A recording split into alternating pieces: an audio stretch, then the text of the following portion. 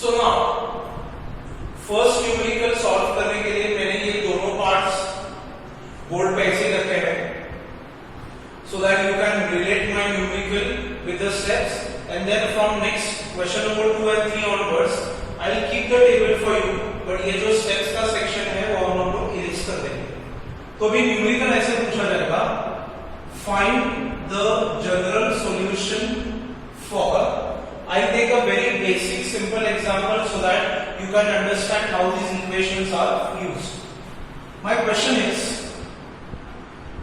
tan theta plus cot theta is equal to 2 cosec theta। ये equation को satisfy करने वाले जितने भी एंगल्स हैं वो एंगल का आपको एक जनरल फॉर्मूला, एक जनरल इक्वेशन निकालना है। तो as I told you earlier कि ये जो स्टेप्स है आप ये स्टेप्स को कोई भी रैंडम ऑर्डर में यूज कर सकते हो।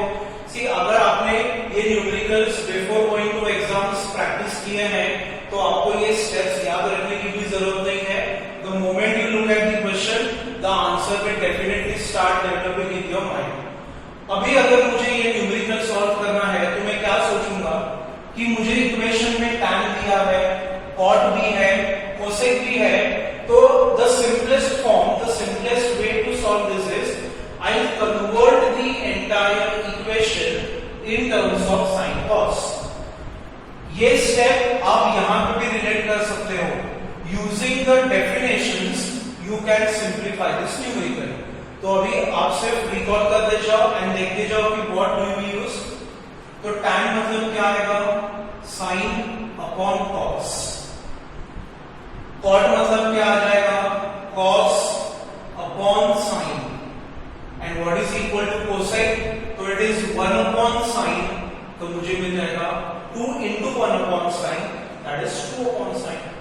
अभी यहां पे जो मैंने स्टेप लिखी है that you can use cross multiplying the equation। So what do I get? Sin theta into sin theta is sin square plus cos into cos is cos square divided by the denominator के दोनों functions का multiplication is equal to 2 upon sin theta। अभी आप सबको पता है कि sin square plus cos square वो कितना आता है, equal to 1। So my numerator will be 1 upon sin theta cos theta is equal to 2 upon sin theta cos theta। अभी यहां पे आप ये sin फंक्शन और ये साइन फंक्शन कैंसिल कर सकते हो।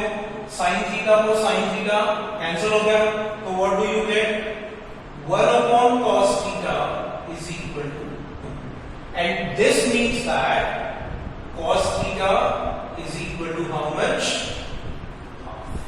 समझ में आ रहा है क्या किया है, पहले डेफिनेशन यूज किए, फिर क्रॉस मल्टीप्लाई करके आइडेंटिटी प्रिपेयर की, आइडेंटिटी की वैल्यू सब्स्टिट्यूट कर दी, दोनों साइन फंक्शंस LHS RHS में से कैंसिल कर दिए and I have cos theta equal to half. अभी आप सोचो कि ये इक्वेशन हमारे कौन से टाइप में सैटिस्फाई या फिर सूट करेगा। यहां पे इक्वल टू हाफ है मतलब ये जीरो नहीं है, तो type number A I am not suppose to use. यहां पे cos थीटा है, it is not cos square, तो टाइप नंबर 3 भी हम लोग का ऑप्शन में से निकल गया। तो what option do I have, what is remaining point, I have cos theta is equal to cos alpha. मतलब मुझे क्या करना पड़ेगा, ये जो हाफ नंबर है उसको cos के एक एंगल में रिप्रेजेंट करना पड़ेगा। तो what is half in terms of cos, तो यहां पे I write we know that cos theta is equal to half, मतलब it is equal to cos pi by 3। pi by 3 मतलब 60 डिग्री का एंगल। तो आपका ये इक्वेशन कैसे फॉर्म हो गया, cos theta is equal to cos alpha. तो यहां पे आपको लिखना है we know that if cos theta equal to cos alpha then my theta is equal to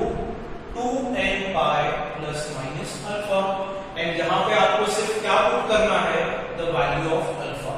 So what is my answer? Theta is equal to 2n pi plus pi by 3, and this completes the function.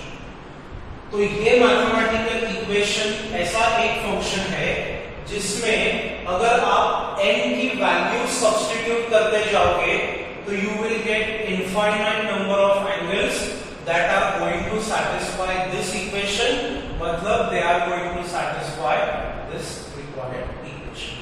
तो ये trigonometric equation का ये equation जो है वो क्या आ जाएगा? General solution.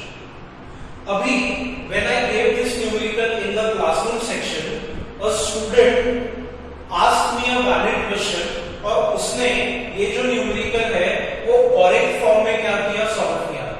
I'll show you what that student did. यहां तक और अगर यहां तक that student performed all these steps the same step that what I have done. इसके बाद उसने क्या किया? Without cancelling or instead of cancelling the function of sine, what did that student did was उसने directly पहले cross multiply कर दिया, मतलब sin थीटा into 1 किया, and this is what he did. ये पूरा साइन फंक्शन उसने यहां पे क्रॉस मल्टीप्लाई कर दिया. Without cancelling the function, he did this step. अभी इसके बाद उसने क्या किया? ये फंक्शन जो है he shifted on the LHS, sorry. ये हो गया इक्वल टू 0. इसके बाद ये दोनों टर्म्स में से साइन थीटा कॉमन निकाला और ये इक्वेशन प्रिपेयर हुआ. इसके बाद sine theta will be equal to 0, क्योंकि ब्रैकेट का प्रोडक्ट 0 है तो दोनों फंक्शंस में से कोई भी 0 हो सकता है. तो पहले मैंने लिया sine theta equal to 0 and second function will be this. तो ये इक्वेशन में से तो मुझे मिलेगा cos theta equal to half, जो मैंने यहां पे लिखा था पहले. But what did that student did? He found an extra equation. तो ये अगर इक्वेशन एक्स्ट्रा है तो उसका रिस्पेक्टिव जनरल सॉल्यूशन भी एक्स्ट्रा आ सकता है. तो यहां पे I can say if sin theta equal to 0, what was my general solution? ये टेबल में आप देख सकते हो, theta is equal to n pi. So therefore if sin theta is 0, theta equal to n pi, and if cos theta equal to half, theta is equal to this. तो अगर आपने functions cancel नहीं किए तो आपको ये ऐसे extra general solutions भी मिल सकते हैं. ये क्वेश्चन जो है वो और एक स्टूडेंट ने अपने खुद का दिमाग लगा के और एक फॉर्म में सॉल्व किया. What did that student did was, इसने भी ऐसे ही क्रॉस मल्टीप्लाई किया, and now instead of shifting this on the RHS, यहां पे उसने फॉर्मूला यूज किया of your 11th standard. 2 sin theta cos theta it is equal to sin 2 theta, and directly ये इक्वेशन पे उसने ये जनरल सॉल्यूशन यूज किया. sin theta equal to sin alpha, so theta is equal to n pi plus -1 raised to alpha. So this is how, अगर आप खुद का दिमाग, खुद के स्टेप्स, खुद के फॉर्मूलेस अगर आप यूज करते हो तो for an mathematical function you can have the different forms of general solution. But अगर आपको सिंपल फॉर्मेट में लिखना है तो आप कितना भी लिखोगे तो भी आपको एग्जामिनेशन में उसके फुल 3 मार्क्स जो है वो मिल जाएंगे. समझ में आ रहा है? तो ये स्लाइड में मैंने सिर्फ एक ही क्वेश्चन लिया है जो मैंने स्टेप्स के साथ और टेबल के साथ आपको मैच करके दिया, and this is how you are going to solve the remaining numericals. तो आज के सिलेबस में, आज के स्लाइड में along with this I will solve 2 more numericals. पहले आप उतना स्टडी करो, बाद में टेक्स्ट बुक्स में जो न्यूमेरिकल्स दिए हैं आप उसको ट्राई करो.